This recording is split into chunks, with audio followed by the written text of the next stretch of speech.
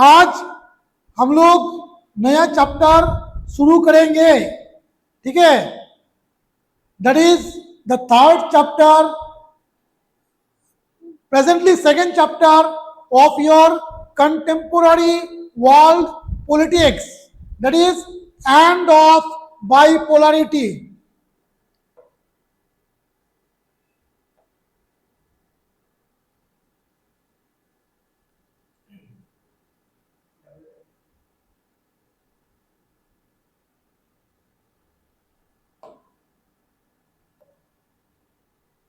End of bipolarity, okay.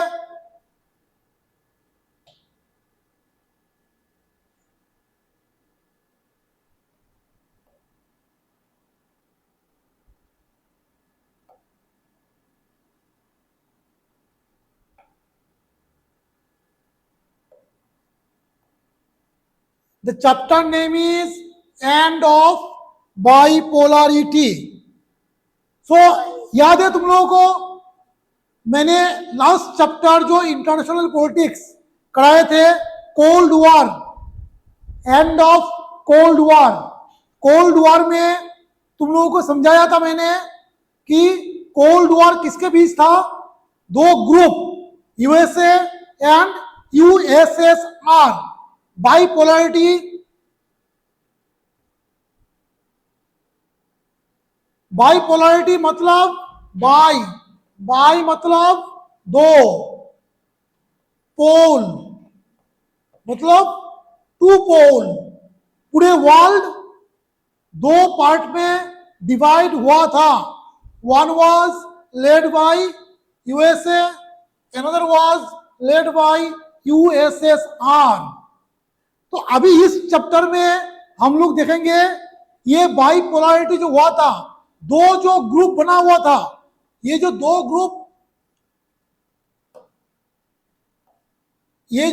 Group बना था, ये कैसे खत्म हुआ? ये खत्म हुआ, ये था यूएसए, ये था यूएसएसआर। यूएसएसआर में 15 कंट्री था। কতগুলো कंट्री ছিল? 15 countries grouped in USSR, union of Soviet socialist Republic. तो बाद में ये फिर टुकड़ा टुकड़ा हो जाता है, फिर यूएसएसआर नहीं रहता। आज के दिन में यूएसएसआर नहीं है। कब हुआ ये? 1991। ओके, 1991 में ये तुम्हारा यूएसएसआर डिसइंटीग्रेट हो जाता है, सारे कंट्री अलग हो जाता है। रशिया फिर अपना अलग रूप से, जो आज भी है, अच्छे पावर है, बड़े कंट्री है रशिया, ठीक है ना। तो चैप्टर शुरुआत होती है बर्लिन वॉल से। किससे? Berlin wall. बेटा ये बर्लिन वॉल क्या है? What is this wall?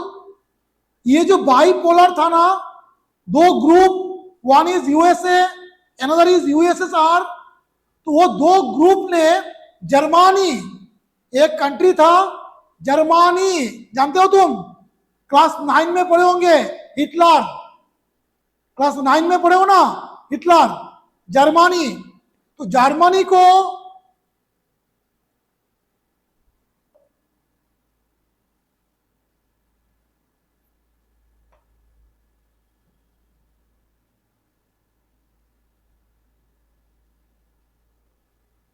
Germany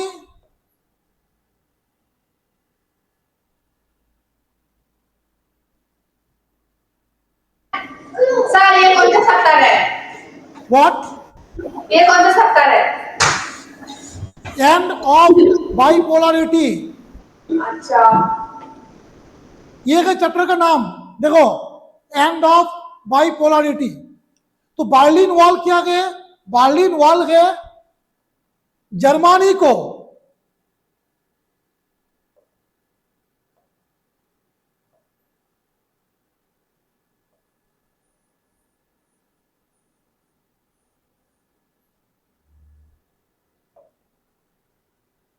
जो जर्मनी एक कंट्री है,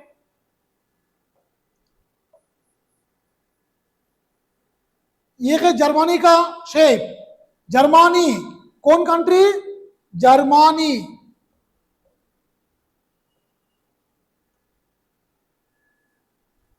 उसी का ही एक जर्मनी का एक पार्ट है बर्लिन। तो जब पूरे वर्ल्ड दो ग्रुप में बटा हुआ था तो क्या हुआ, जर्मनी के बीच में ऐसे लंबा वॉल बनाया गया था। ठीक है, कब बनाया गया था? ये लंबा वॉल बनाया गया था और बाद में उसको 1961 में ये वॉल कितना लंबा है जानते हो? 150 किलोमीटर। 150 किलोमीटर। तो सोचो, एक कंट्री के बीचों बीच वॉल बना दिया, 150 किलोमीटर वॉल, जिसके थ्रू ये हो गया एक पार्ट यूएसए का अंडर में, दूसरा पार्ट यूएसएसआर का अंडर में। एक हो गया तुम्हारा वेस्ट, दूसरा हो गया ईस्ट। तो जब यूएसएसआर पूरा ग्रुप नहीं रहा तो लोगों ने उसको तोड़ दिया, वॉल को तोड़ दिया। तो इसी को बोलता है तुम्हारा the Berlin wall, which had been built at the height of the Cold War and was greatest symbol, was toppled by the people in 1989। 1989 में सारे लोगों ने मिलके ये दीवार को गिरा दिया। मतलब जो पूरे वर्ल्ड दो पार्ट में डिवाइड था वो एक पार्ट में हो गया। ठीक है, ये है तुम्हारा Berlin. This dramatic event was followed by an equally dramatic and historic chain of events that led to the collapse of Second World and the end of the Cold War। तो इसी के साथ और ये वॉल तोड़ने के साथ साथ ही जो सेकेंड वर्ल्ड जो बोला जाता था, फर्स्ट वर्ल्ड हो गया यूएसए, सेकेंड वर्ल्ड हो गया था यूएसएसआर, एंड थर्ड वर्ल्ड है Asia, Africa and Latin America. Okay, याद रखना।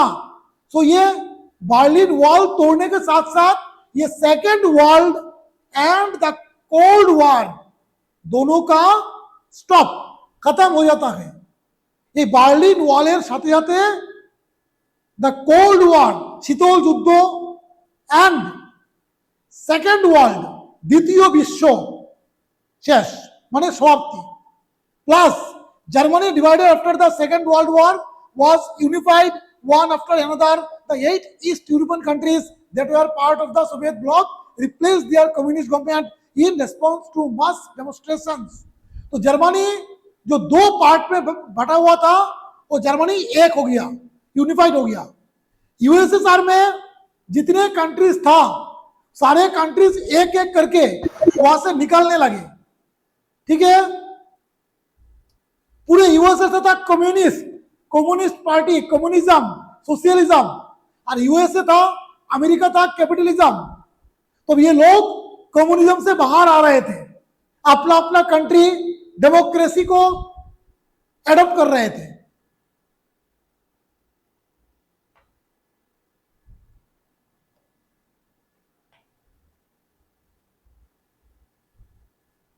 The Soviet Union stood by as the Cold War began to end, not by military means, but as a result of mass action by ordinary men and women.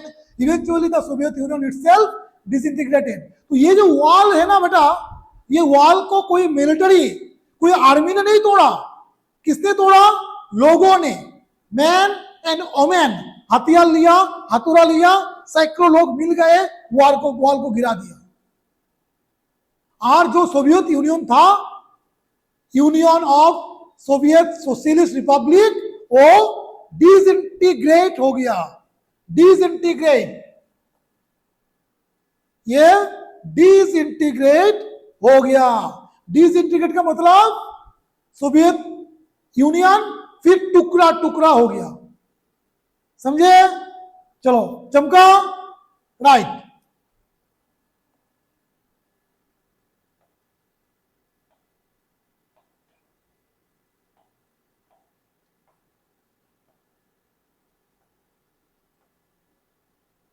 Now, what was the Soviet system? Soviet system क्या था? क्यों Soviet union disintegrate हुआ? कारण क्या है? अगर ये सही होता, सब कंट्री को अपने एक साथ बना के रखता, अगर यूनिटी बनाए रखता, तो सोवियत यूनियन डिसइंटीग्रेट नहीं होते। सिस्टम क्या था? The union of Soviet socialist Republic came into being after the socialist revolution in Russia 1917।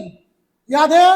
Russia में रशियन रिवोल्यूशन, क्लास 9 हिस्ट्री तुम लोग पढ़े थे, लेनिन, स्टेलिन, ठीक? तो वहां से सोशलिज्म की शुरुआत हुआ था रशिया में। लेनिन ही है, स्टेलिन, जो बाद में सोवियत यूनियन का ऑर्गेनाइज किया था, फॉर्म किया था। The revolution was inspired by the ideals of socialism and opposed to capitalism। तो इन लोगों का मकसद क्या था? एक सोशलिस्ट सोसाइटी बनाना है, ना कि कैपिटलिस्ट, ठीक है? And the need for an egalitarian society. Egalitarian society मतलब जहां पे सारा चीज गवर्नमेंट के हाथों में होगा, पब्लिक के हाथों में नहीं, राइट?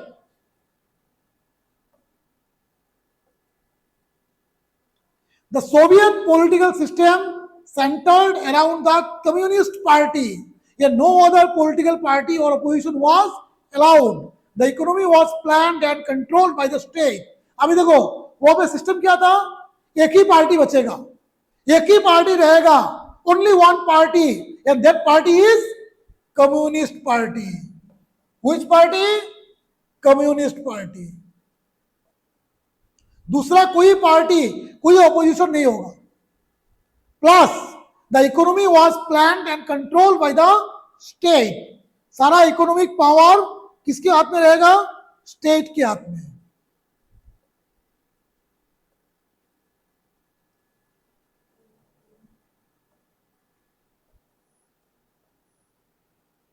तीसरा कारण, तीसरा देखो characteristic, this group of countries was called the second world और the socialist block.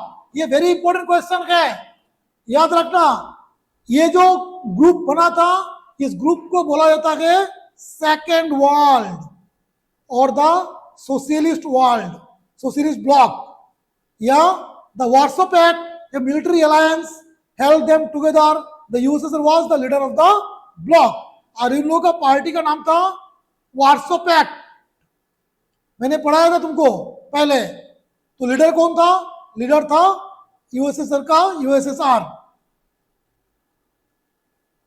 The Soviet Union became a great power after the Second World War। The Soviet economy was then more developed than the rest of the world except for the US। कैसे बन गया था Soviet union? क्योंकि उस समय America के बाद सबसे बड़ा पावर यही था। It had a complex communications network, vast energy resources including oil, iron, steel,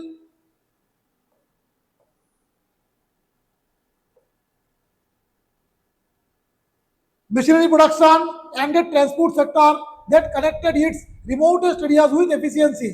तो उसका इंडस्ट्री, आयरन, ऑयल, बहुत रिसोर्सेस ज्यादा था। किसके पास?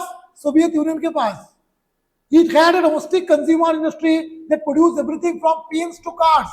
तो वहां पे इंडस्ट्री ऐसा था कि हेयर पिन से लेके गाड़ी सारे चीज बनता था, ठीक है ना? The Soviet state ensured a minimum standard of living for all citizens।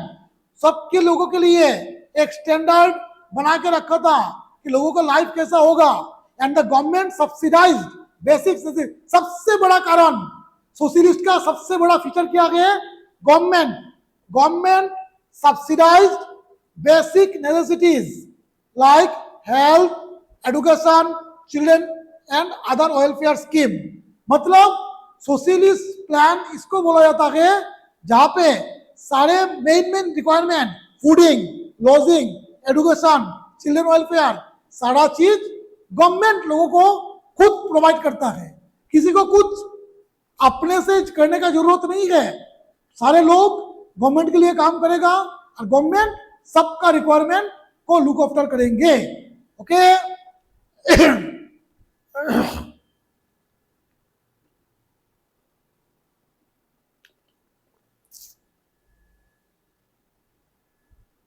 State ownership was the dominant form of ownership.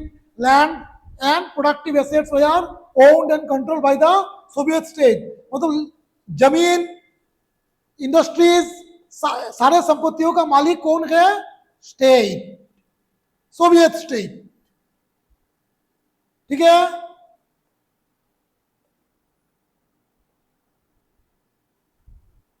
Soviet system में क्या था? Lack of democracy and the absence of freedom of speech stiffed people who often express their dissent in jokes and cartoons. क्या था वहां पे? लोगों के लिए कोई आजादी नहीं था, डेमोक्रेसी नहीं था, no democracy, no freedom of speech.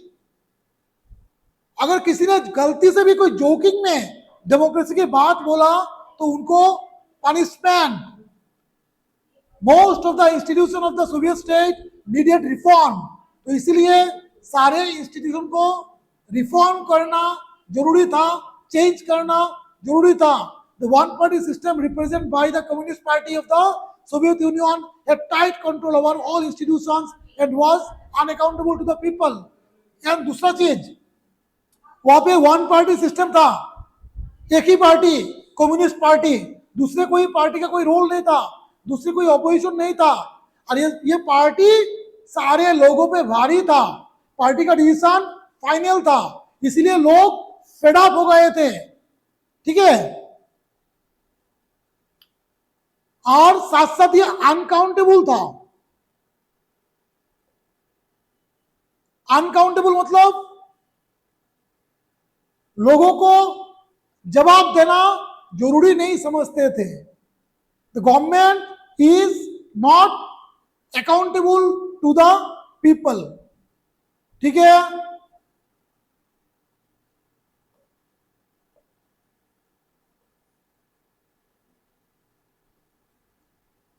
Although on paper Russia was only one of the 15 republics that together constituted the USSR, in reality Russia dominated everything. कहने के लिए 15 में से रशिया भी एक कंट्री था, लेकिन इन रियलिटी रशिया सारे कंट्री पे राज कर रहे थे, डोमिनेट कर रहे थे। ठीक है।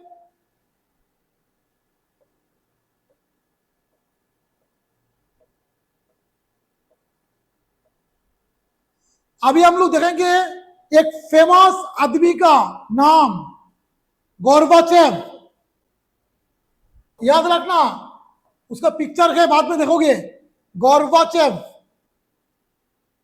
इसका नाम है मिखाइल गोर्बाचेव। क्या नाम है? नाम क्या है? Mikhail Gorbachev. ठीक है ना। कौन है वो? Who had become General Secretary of the Communist Party of the Soviet Union in 1985, sought to reform this system. जो 1985 में जनरल सेक्रेटरी बना था, किसका? कम्युनिस्ट पार्टी का।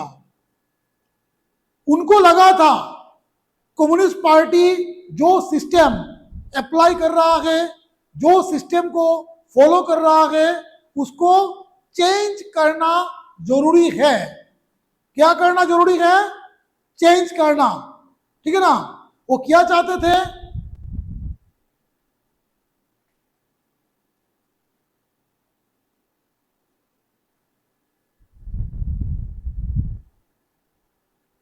रिफॉर्म्स।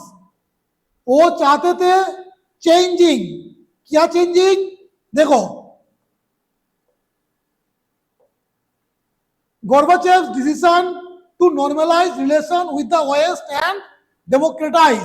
वो चाहते थे जो यूएसए के साथ जो अंदर ही अंदर लड़ाई चल रहा है, वो लड़ाई को खत्म किया जाए और कंट्री में डेमोक्रेसी को लाया जाए। किसको लाया जाए? डेमोक्रेसी को लाया जाए। But the people in the East European countries, which were part of the Soviet bloc, started to protest against their own government and Soviet control. तो क्या हुआ? जो आदमी लोगों के लिए डेमोक्रेसी के बारे में सोच रहे थे, लोग उसके ही खिलाफ प्रोटेस्ट करना शुरू कर दिए थे, क्योंकि अपने गवर्नमेंट के खिलाफ लोगों ने प्रोटेस्ट करना शुरू कर दिए थे। और उसका लीडर था, ये प्रोटेस्ट में जो लीड कर रहे थे वो था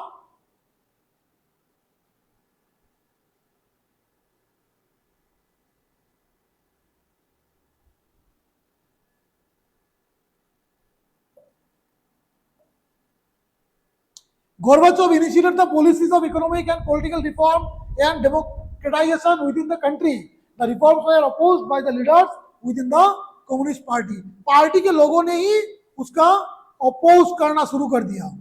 तो क्या करेगा वो? A coup took place in 1991. Very important. coup took का मतलब क्या है?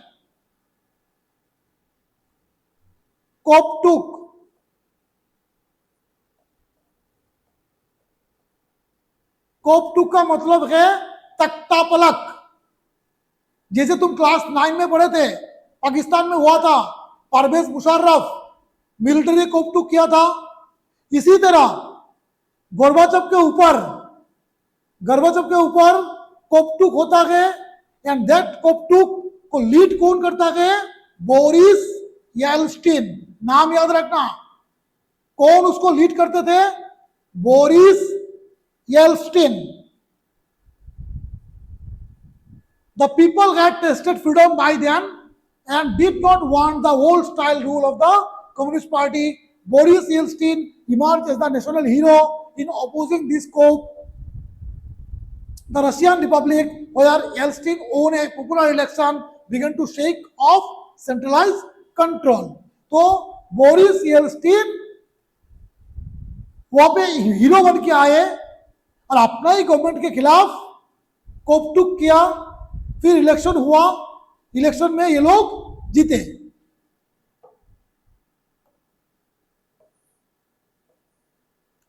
In December 1991, under the leadership of Yeltsin,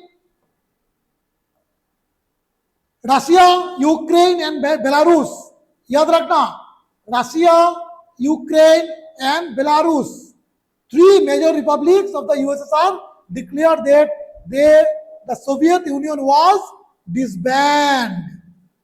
So 1991 में ये येल्सिन की लीडरशिप में 3 country, Russia, Ukraine and Belarus, ये यूक्रेन वही कंट्री है जिसके साथ आज रशिया का लड़ाई चल रहा है, युद्ध चल रहा है, 3 साल से युद्ध चल रहा है।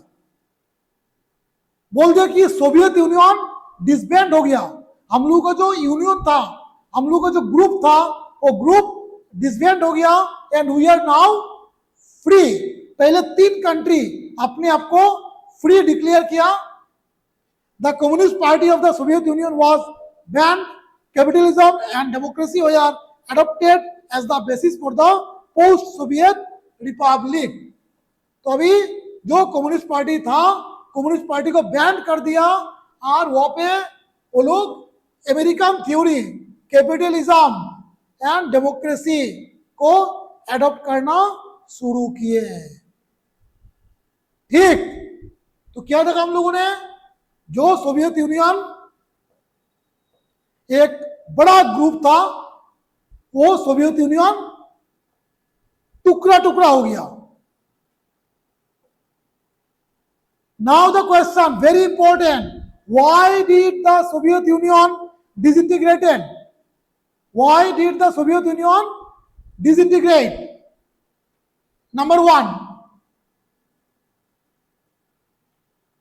there is no doubt that the internal weakness of Soviet political and economic institutions which failed to meet the aspirations of the people were responsible for the collapse of the system. सबसे पहला कारण तो क्या था कि वहां पे जो गवर्नमेंट था वो स्ट्रॉन्ग नहीं था, पॉलिटिकल एंड इकोनॉमिक रिक्वायरमेंट को फुलफिल नहीं कर रहे थे लोगों का, तो लोग संतुष्ट नहीं थे, गवर्नमेंट वीक था। क्या गवर्नमेंट था? दुर्बल, वीक गवर्नमेंट था, ये सबसे पहला कारण। Second, economic stagnation. What is economic stagnation?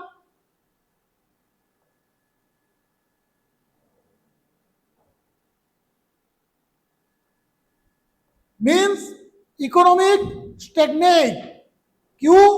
मतलब क्यों इकोनॉमिक क्राइसिस था? क्राइसिस इसलिए था कि Soviet union used much of its resources in maintaining nuclear and military arsenal and the development of its satellite states in Eastern Europe and within the Soviet system, the 5 Central Asian Republic in particular. तो उसका सब ज्यादा से ज्यादा पैसा वो nuclear weapons, military, missiles, army, युद्ध के लिए खर्चा कर रहे थे, लोगों के लिए नहीं।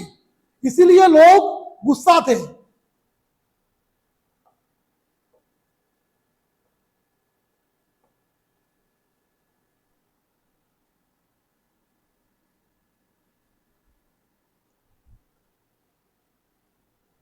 This led to a huge economic burden that the system could not cope with, जिसके चलते बहुत बड़ा इकोनॉमिक प्रॉब्लम आया और जिसको सिस्टम मैनेज नहीं कर पाए। At the same time, ordinary citizens became more knowledgeable about the economic advance of the West. They could see the disparities between their system and the system of the West after years of being told that the Soviet. तो by the by लोगों का दिमाग खुला, लोग जान गए USA कैसे develop कर रहा है, यूएसए का सिस्टम क्या है, और यहाँ पे उल्टा सिस्टम है।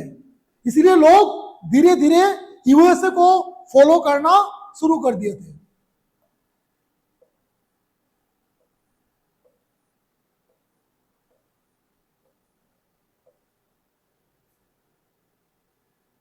Third, political sense. The Communist Party that had ruled the Soviet Union for over 70 years was not accountable to the people. उसके बाद कारण क्या है? जो कम्युनिस्ट पार्टी 70 साल से 1917 से 1990 नियर अबाउट 70 इयर्स 70 साल से जो पॉलिटिकल पार्टी सोवियत यूनियन को या रशिया को रूल कर रहे थे, वो लोगों को आंसर नहीं दे रहे थे।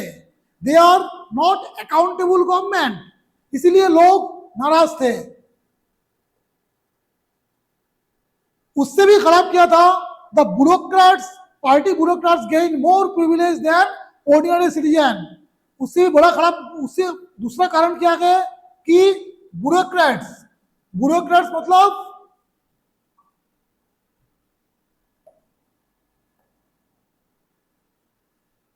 ब्यूरोक्रेट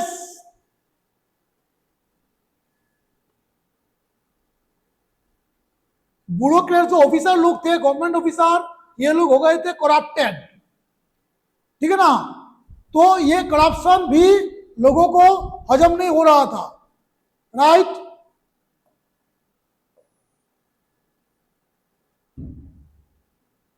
फिर the rise of nationalism and the desire for sovereignty within various republics including Russia and Baltic republics, Estonia, Latvia and Lithuania, Ukraine, Georgia and others proved to be final and the most immediate cause for the disintegration of the USSR. धीरे धीरे countries के अंदर nationalism, democracy, sovereignty का चाहत बढ़ने लगा। लोग धीरे धीरे अपने कंट्री को आजाद करने में सोच रहे थे। तो कौन कौन कंट्री था इसमें? मेन था Estonia, Latvia, Lithuania, Ukraine, Georgia, जो सब बोल रहे थे कि हम लोग आर यूएसएसआर के साथ या यूएसएसआर के ग्रुप में नहीं रहेंगे, we all be separate, and that's why ultimately there was the disintegration.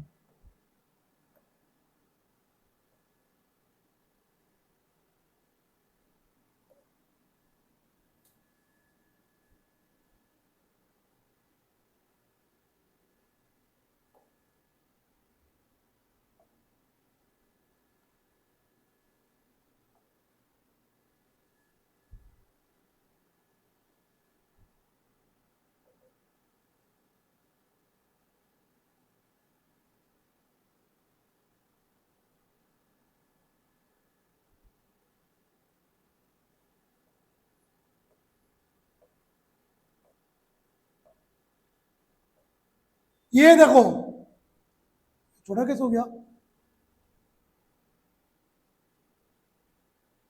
Yes लिखिए,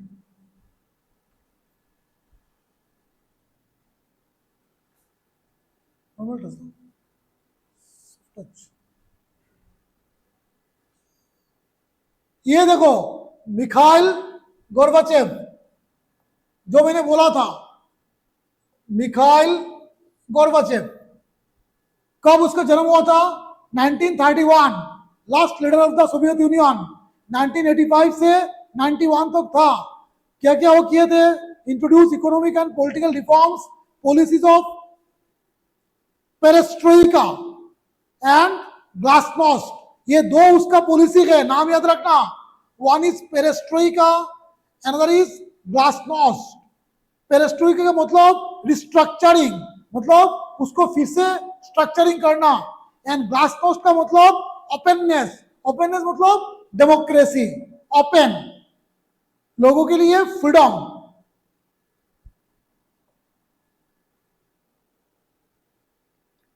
Stop the arms race with the US, withdrawal Soviet troops from Afghanistan and Eastern Europe, ठीक है ना? वो यूएसए के साथ लड़ाई नहीं चाहते थे।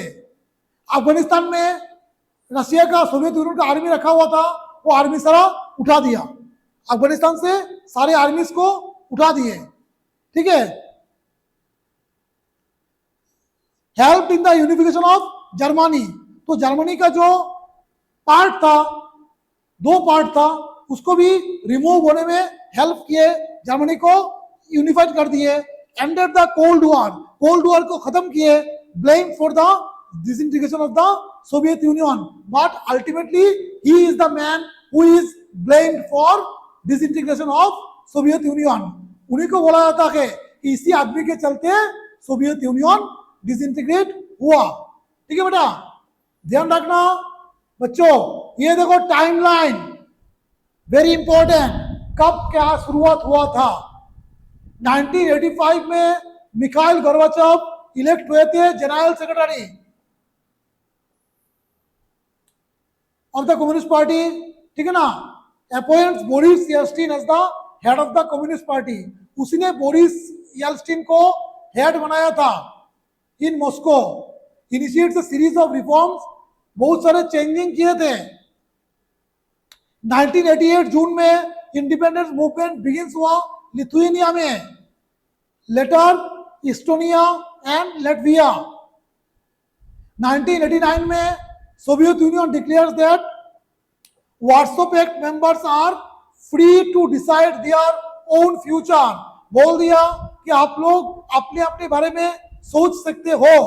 बर्लिन वॉल फॉल्स इन नवंबर 1990, फरवरी में Gorbachev strips the Soviet Communist Party of its 72 years long monopoly on power by calling on the Soviet Parliament Duma to permit multi-party system।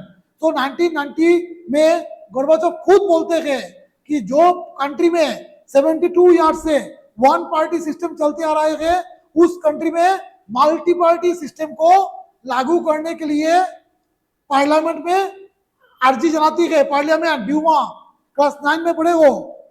1990 March Lithuania becomes the first of 15 Soviet republics to declare independence. First Lithuania country जो अपने आप को independent declare करता है।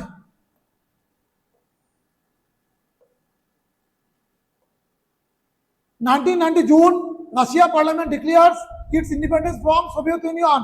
1990 में Russia खुद Soviet union से बाहर आ जाता है। 1991 Yeltsin no longer in the communist party becomes the president of Russia. तो 1991 में येल्ट्सिन कम्युनिस्ट पार्टी में नहीं रहता है, वो बन जाता है प्रेसिडेंट। 1991 अगस्त में communist party hardliners stage and abortive coup against Gorbachev. Communist party खुद गोर्बाचोव के खिलाफ कोप 2 करते हैं। 1991 September 3 Baltic republics of Estonia, Latvia and Lithuania became UN members. वो लोग पहले यूएन का मेंबर बनता है, बाद में यूएसए ग्रुप में शामिल हो जाता है, नेटो। 1991 दिसंबर Russia, Belarus and Ukraine decide to annul the 1922 treaty on the creation of the USSR and establish the Commonwealth of Independent States. So Russia, Belarus and Ukraine क्या बोलते हैं कि 1992 में हम लोगों ने जो एग्रीमेंट किया था, आज से हम लोग उस एग्रीमेंट को खत्म करते हैं। Armenia, Azerbaijan, Moldova, Kazakhstan, Kyrgyzstan, Tajikistan, Turkmenistan and Uzbekistan join the Commonwealth Independent States। ये लोग भी अपने आप को दूसरे ग्रुप में ले जाता है। Georgia joins later in 1983। Russia takes over the USSR seat in the United Nations। तो रशिया बन जाता है यूएसएसआर का सक्सेसर, ठीक है। रशिया बन जाता है, जो यूएसएसआर था उसका सक्सेसर बन जाता है रशिया, कि रशिया लीड कर रहे थे, अब यूएसएसआर का पूरा पोजीशन रशिया को मिलता है। 1991 December 25 Gorbachev resigns as the president of the Soviet Union, the end of the Soviet Union। तो दिसंबर 1991 में गोर्बाचोव की रिजाइन के साथ सोवियत यूनियन का कोलैप्सन खत्म, राइट।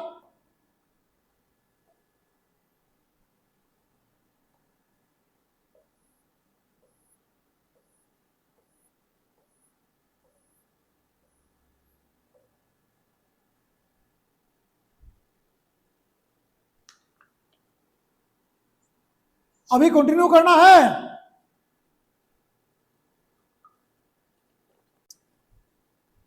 तो आज यहीं पे रखते हैं हम लोग।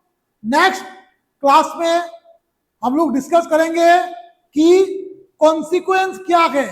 ये जो डिसइंटीग्रेशन हुआ, जो यूएसएसआर डिवाइड हुए, डिसइंटीग्रेट हुए, इसका नतीजा क्या हुआ, उसका रिजल्ट क्या हुआ, ठीक है ना।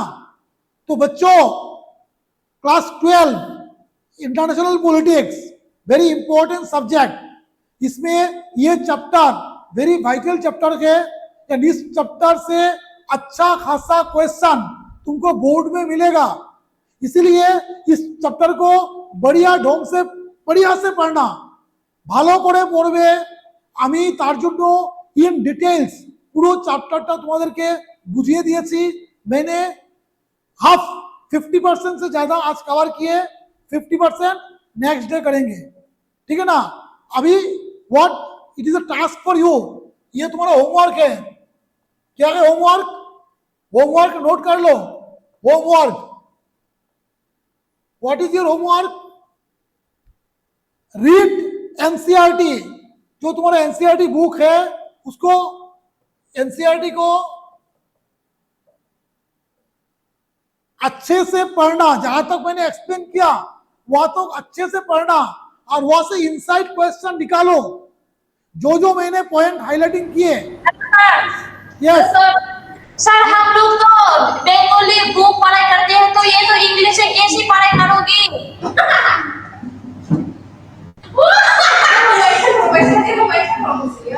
सर, আমরা বইটা বেঙ্গলি তো সেম, কান্ট্রির নাম সেমই থাকবে, রাশিয়াকে রাশিয়াই বলা হবে, ঠিক আছে। তো বেঙ্গলি পড়লে পড়েও সেম জিনিস। তুমি যদি পারো, আমি যখন তোমাকে, বা আমি এই পিডিএফ পাঠিয়ে দেবো, আমি এই পিডিএফটা তোমাদের কাছে পাঠিয়ে দেবো, তোমরা এই পিডিএফটা নিয়ে বেঙ্গলি বইয়ের সঙ্গে ম্যাচিং করিয়ে নেবে, পয়েন্ট দিয়ে হাইলাইট করবে। यस कंचनपुर, क्या बोल रहे हो? कंचनपुर স্যার ও স্যার স্যার শোনা নেই hello sir, hello hello. Sir class है या आज का क्लास यही पे हम लोग क्लोज करेंगे। बाकी जो चैप्टर का wait Kamu bisa kelas? Remaining part right Iya, Pak. right sir right remaining part next class में करेंगे। Okay okay okay Kamu kan तो kelas? क्या है chapter? End of bipolarity, right? End of bipolarity. Okay sir okay okay, thank you.